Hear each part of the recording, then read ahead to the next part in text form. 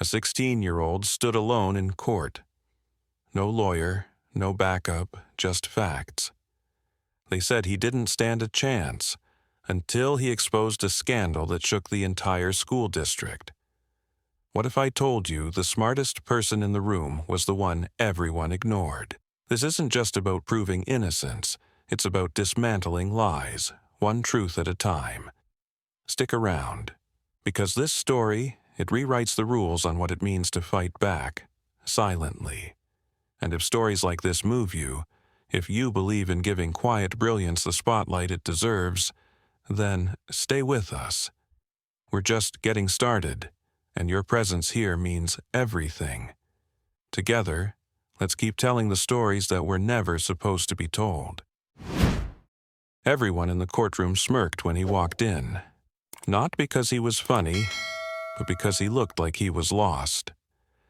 A teenage boy, skinny, nervous, wearing a slightly oversized blazer that screamed thrift store, standing alone in a place where everyone else had polished shoes and even shinier egos. They didn't know what was about to happen. No one did. But what if I told you this wasn't just some kid who got in trouble? What if I told you he was the only one in that room who saw the truth? Not because someone told him, but because he noticed what everyone else missed. This isn't just a story about proving innocence. It's about outsmarting the system, outlasting the doubt, and showing the world that sometimes the smallest voice in the room delivers the biggest verdict. And if that kind of story gives you chills, if you believe in instinct, in raw genius, and unexpected justice, then hit that subscribe button and help us hit 1,000 subscribers. Because we're not just telling stories. We're rewriting who gets to be the hero. Now, let me take you back to the beginning. The judge's gavel echoed like a gunshot.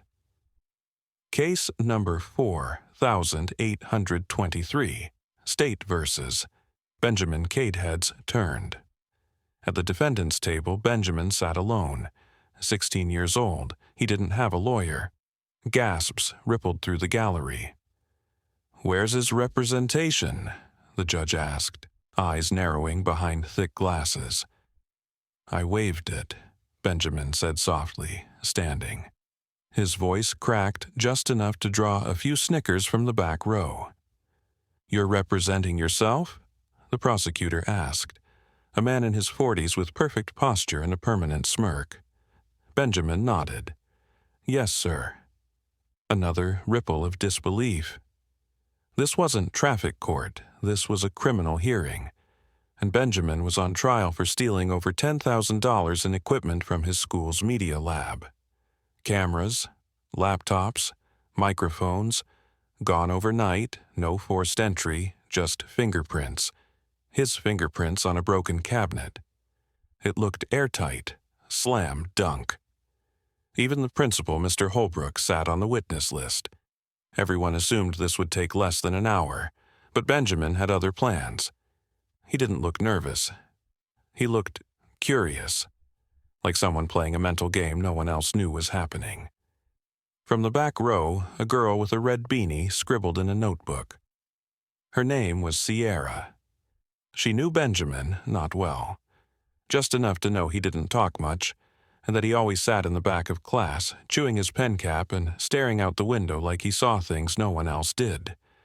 When the judge asked if he was sure about defending himself, Benjamin nodded again. "I don't need a lawyer," he said. "I need the truth to be heard." The bailiff called the first witness. Mr. Holbrook, a man in his 50s, polished, confident, took the stand. He explained the missing equipment, explained how they found the cabinet broken, explained how Benjamin's fingerprints were on the latch.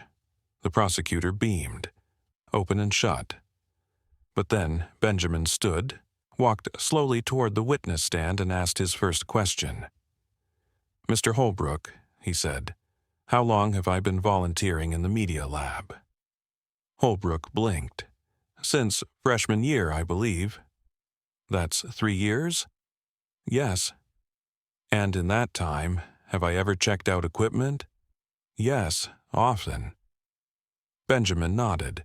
So my fingerprints being on the equipment cabinet isn't unusual, is it? Holbrook hesitated. No, I suppose not. The gallery stirred. The prosecutor's smile faltered just slightly. And when was the last time I checked something out? Last Tuesday.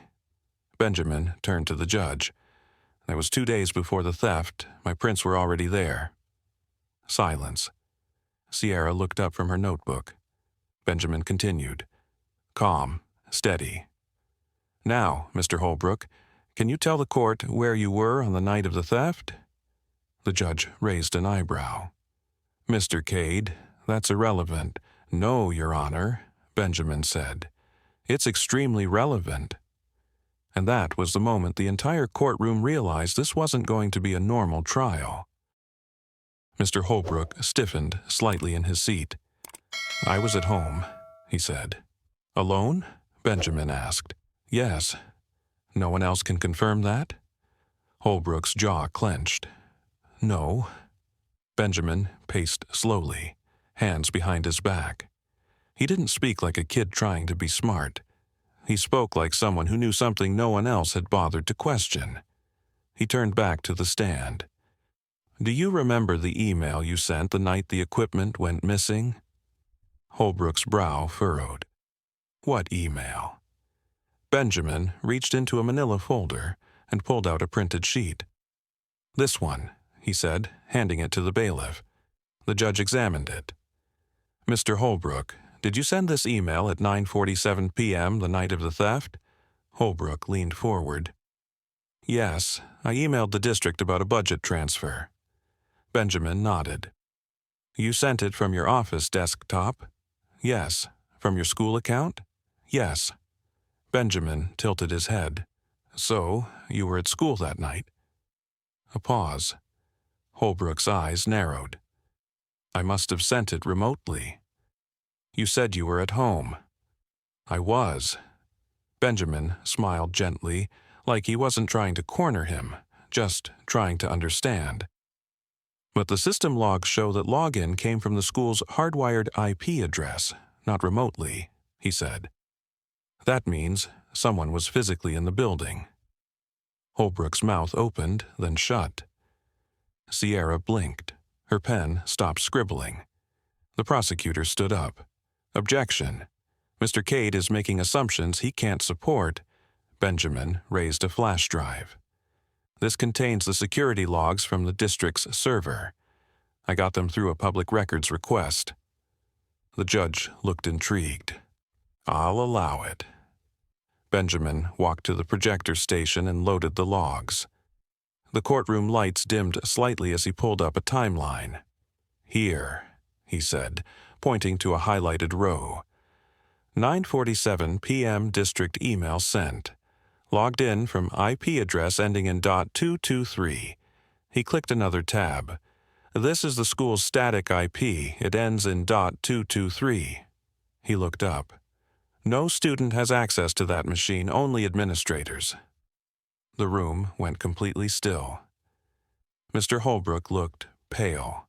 Benjamin let the silence stretch, then said, So, either someone broke into your office, used your login credentials, and emailed the district, or you were there.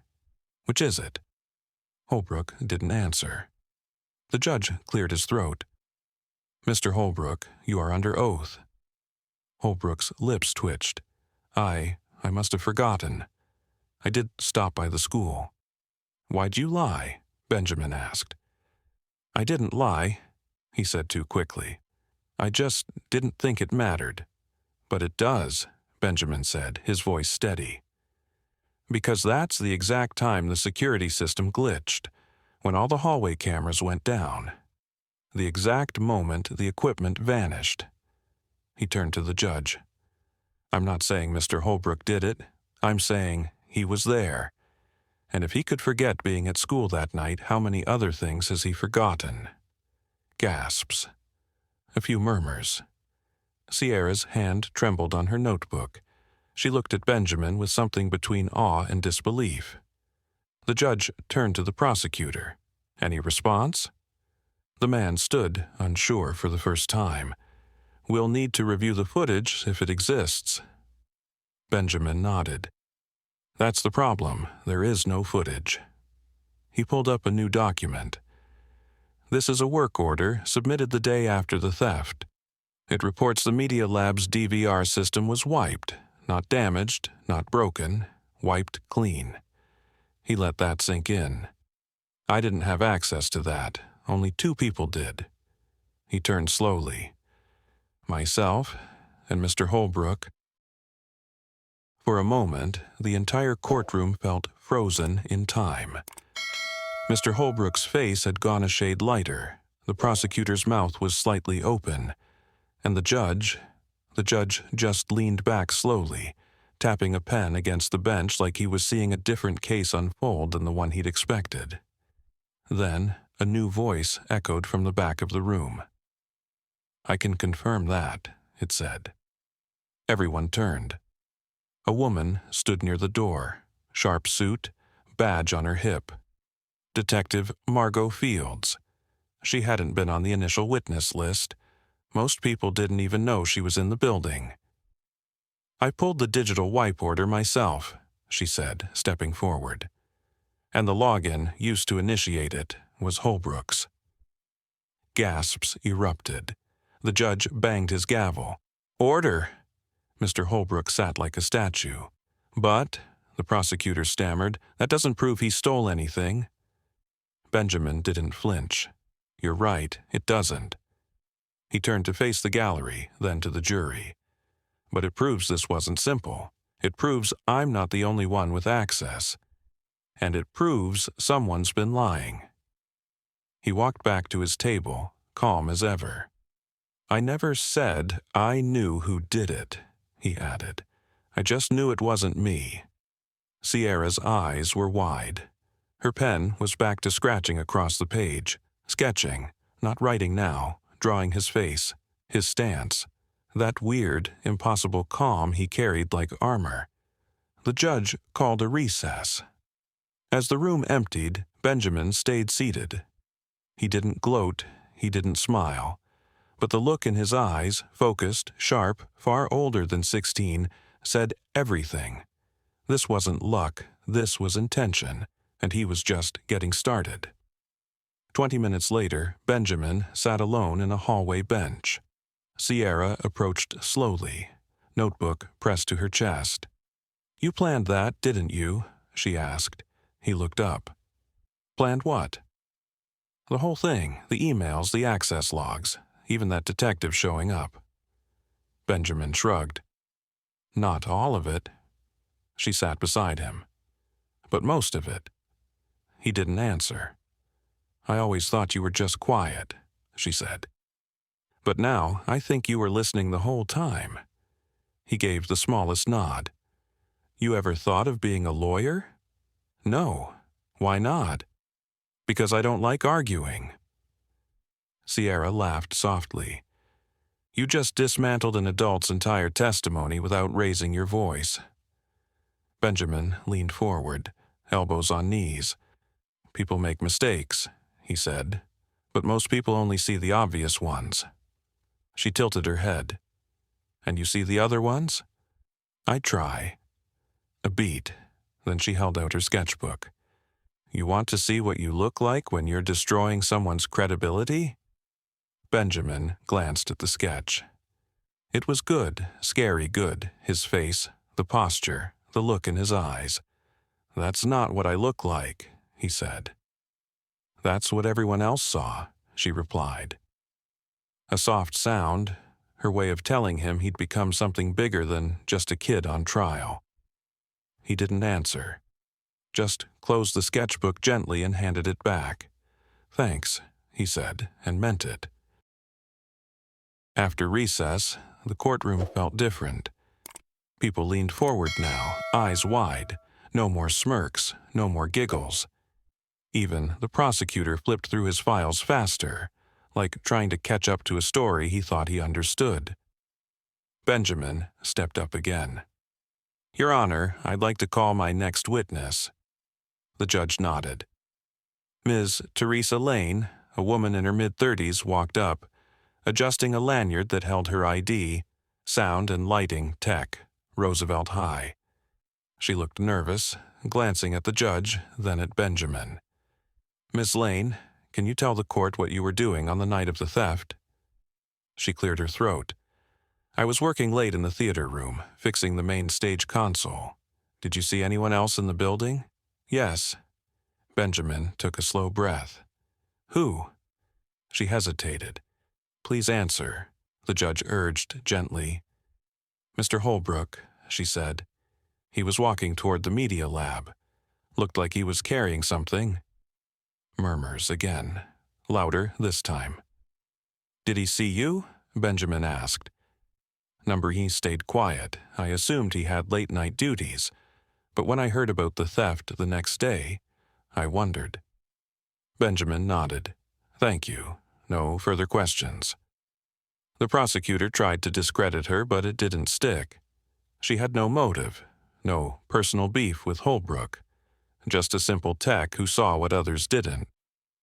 Benjamin sat back down. Sierra leaned over from the gallery and whispered to a nearby student, "He's turning the whole case inside out." He was, and he wasn't finished.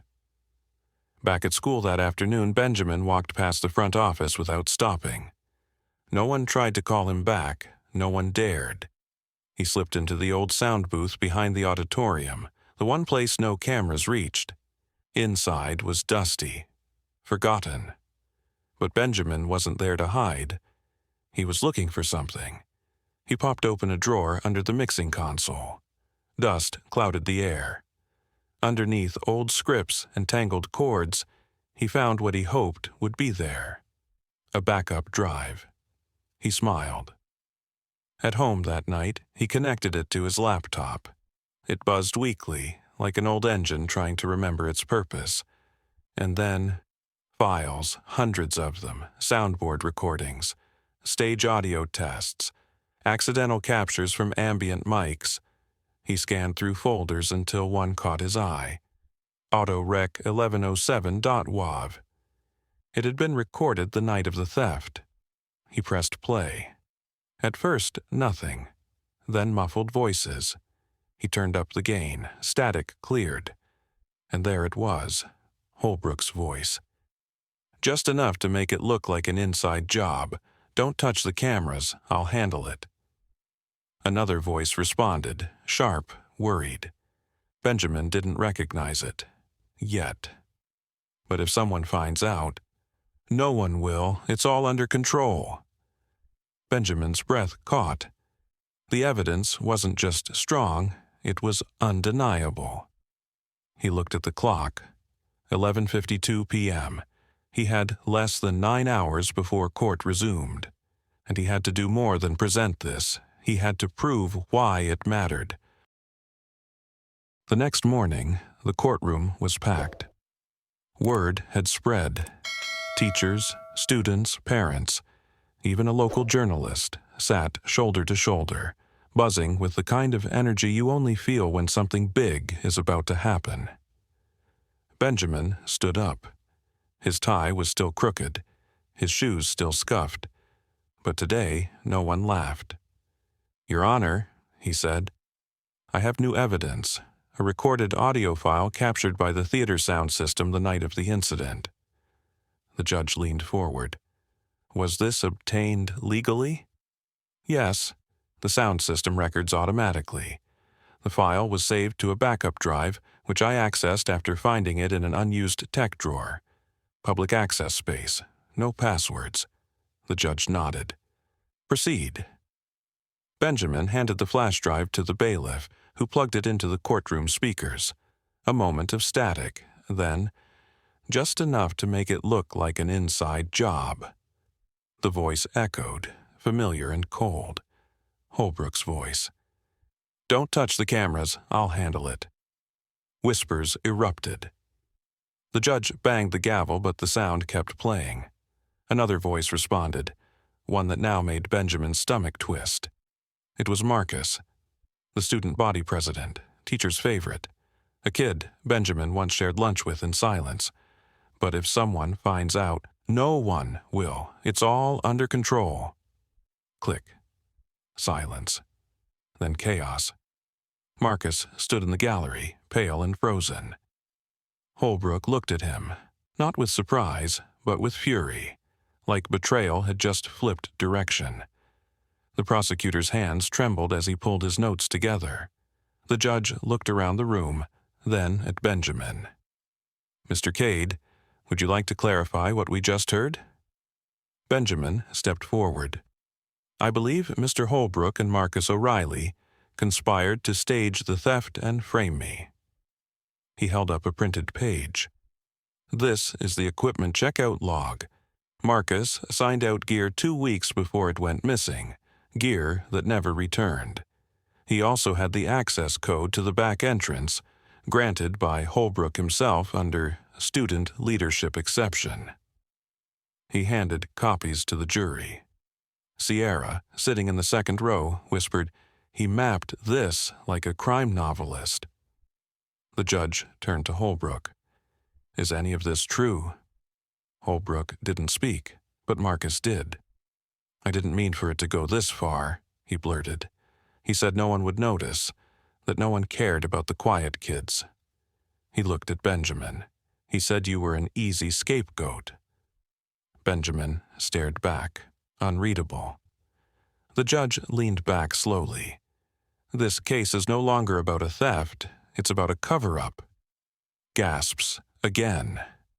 Benjamin stood steady, but his hands, hidden behind the podium, were trembling, not from fear, from the weight of truth finally landing. The room felt like it had stopped breathing. The judge stared at Marcus, at Holbrook, then back at Benjamin. The silence was sharp, heavy, like everyone was waiting to see who would flinch first. Finally, the judge spoke.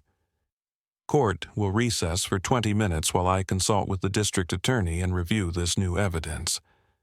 Bang. Gavel down. But no one moved. Marcus sat, slumped like the truth had deflated him. Holbrook stared straight ahead, jaw clenched, eyes dark with something beyond guilt, rage, maybe, or fear. Benjamin stayed still for a beat longer, then quietly returned to his seat. His chest rose and fell in slow, measured breaths. Sierra stood and slipped through the aisle, joining him. "That was insane," she whispered. "You just cracked open the whole system." Benjamin didn't answer. He wasn't celebrating, he was calculating. Finally, he said, "There's one more thing." Sierra blinked. "What do you mean?" "I don't think Holbrook just wanted to frame me," Benjamin said. "I think he was covering up something bigger." She looked stunned. "How do you know?" "Because when liars get caught, they scramble. But Holbrook's been calm, even now, like this isn't the worst of it." Sierra looked at him carefully. "What do you think he's hiding?" Benjamin stared at the courtroom doors. "I'm not sure yet, but I'm going to find out." During recess, Benjamin slipped into the administrative records office across the hallway. It was empty, cleared for court. He sat at a computer terminal and logged into the district database. Not hacking. Just using a forgotten guest account he'd discovered months earlier during volunteer hours. He searched for Holbrook. Emails. Financial reports. One file stood out. Media Lab renovation. Grant. $25,000. Benjamin opened it. His brows furrowed. The file had been signed off. The check deposited. But no equipment ever purchased. The receipts were blank. Dates were vague. Vendor names didn't match. A ghost purchase. Then he noticed something else. The approval signature. Not Holbrook. The assistant principal.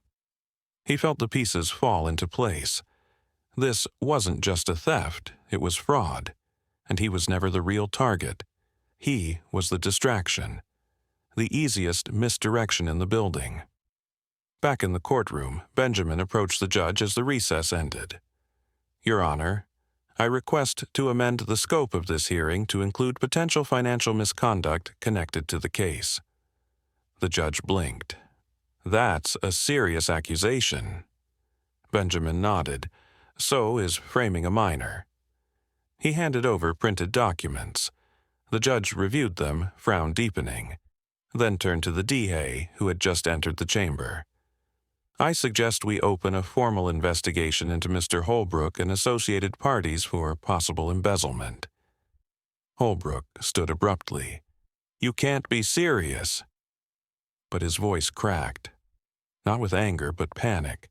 The judge didn't flinch. Bailiff, please detain Mr. Holbrook and Mr. O'Reilly, pending further inquiry.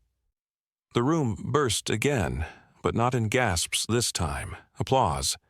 Someone actually clapped, Sierra, just once. Benjamin turned to her, surprised. She shrugged. Sorry, couldn't help it. He gave the smallest smile.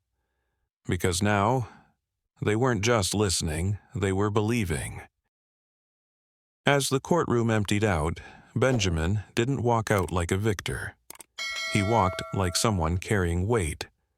Not just of what he'd done, but what it meant. It meant people he once trusted had used him. It meant, no matter how smart you were, the world would still look at you and see a kid, until you made them look closer. Outside, the sky had darkened.